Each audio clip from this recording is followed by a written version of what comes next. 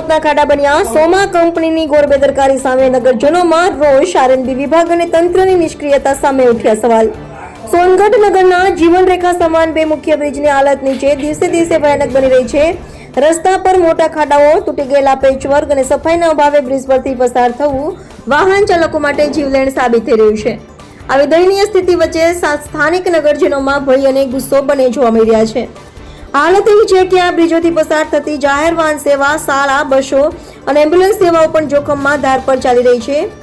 તેમ છતાં તંત્ર અને રસ્તા નિર્માણ માટે જવાબદાર સોમા કંપની તરફથી હજુ સુધી કોઈ ગંભીર પગલાં લેવાયા નથી। મંત્રી આવે ત્યારે રાતોરાત ખાડા ભરાઈ જાય છે, તો પછી આમ જનતા માટે કેમ નહીં?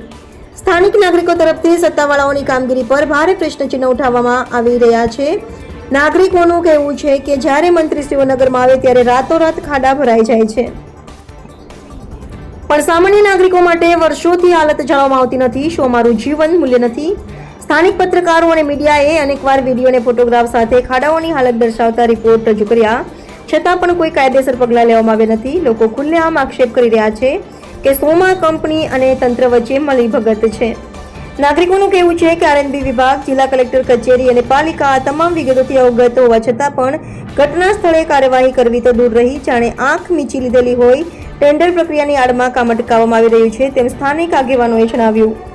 બ્રિજ અંગે વિગતો પ્રાપ્ત થઈ છે અને ટૂંક સમયમાં કામગીરી શરૂ કરવાની યોજના છે। વિષયની ગંભીરતાથી અભ્યાસ કરવામાં આવી રહ્યો છે। ટેકનિકલ ટીમ દ્વારા સર્વે કરાવી લેવાશે। હાલમાં બંને વિભાગમાંથી કોઈ સત્તાવાર જવાબ અથવા તારીખ જાહેર કરાઈ નથી। નાગરિકો હવે ખુલ્લેઆમ ચેતવણી આપી રહ્યા છે કે જો ટૂંક સમયમાં પગલાં નહીં લેવાય તો તેઓ રસ્તા પર ઉતરી ચક્કાજામ કરશે।